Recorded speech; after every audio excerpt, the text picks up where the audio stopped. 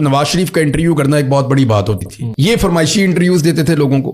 तो परवेज रशीद साहब ने मेरे से प्रॉमिस तो किया, लेकिन मुझे मौका नहीं देकर दिया। मैंने परवेज रशीद साहब को कॉल किया तो शायद वो उस दिन कोई डिप्रेशन में थे या गुस्से में थे। उन्होंने मुझे डांट दिया। उन्होंने कहा यार तुम अपने आप को देखो, तुम्हारी हैसियत है नवाज शरीफ का इंटरव्यू करने वाली, आप एक बड़ा ख्वाब देखते हैं तो आपका रब भी आपके लिए रास्ते बनाता है। मुझे एक दिन